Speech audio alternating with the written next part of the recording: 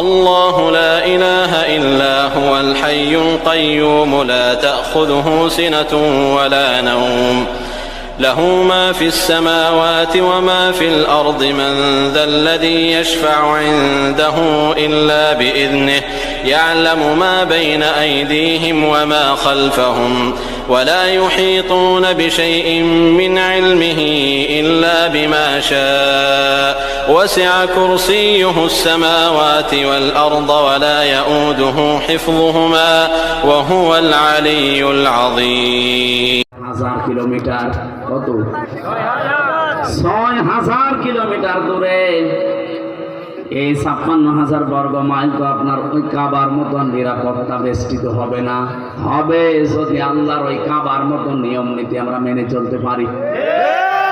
ওখানে বিধান চলে যেমন আল্লাহর, কাবার এলাকার ভেতরে আপনি শিরিক পাবেন না। সবচাইতে বড় বিষয় এইটা।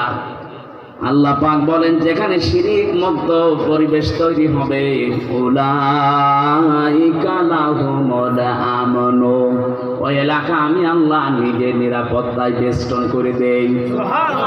তারা আমি আল্লাহর কাছ থেকে নিরাপত্তার চাদর পাওয়ার হকদার।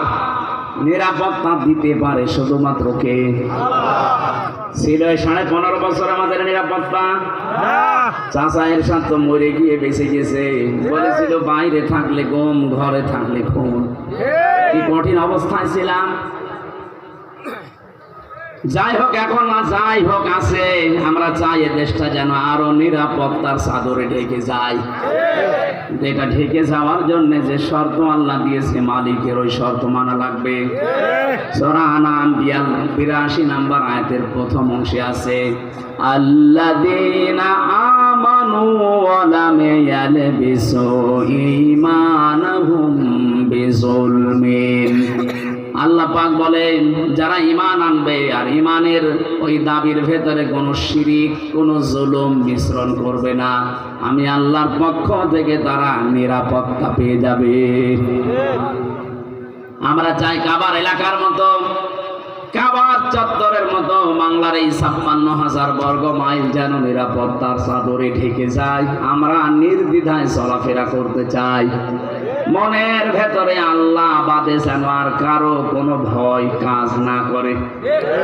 এরকম একটা দেশ আমরা চাই না? বলেন বলেন। আল্লাহ গ্যারান্টি দিচ্ছেন।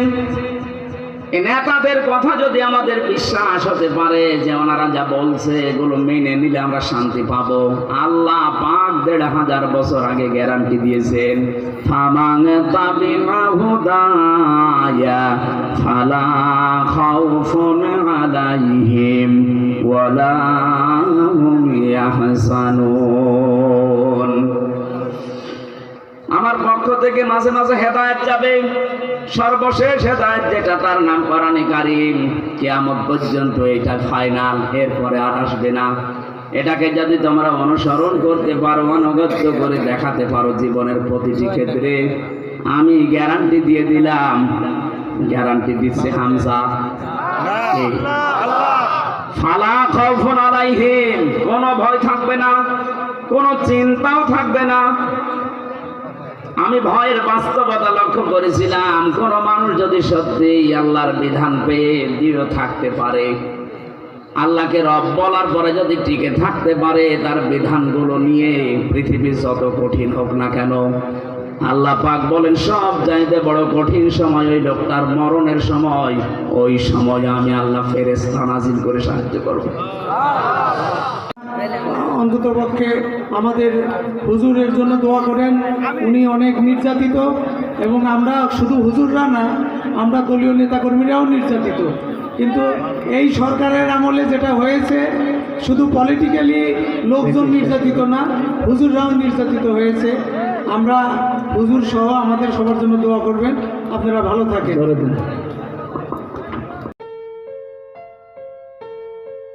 اللهم صل على محمد وعلى آل محمد كما صليت على إبراهيم وعلى آل إبراهيم وبارك على محمد وعلى آل محمد كما باركت على إبراهيم وعلى آل إبراهيم في العالمين إنك حميد مجيد.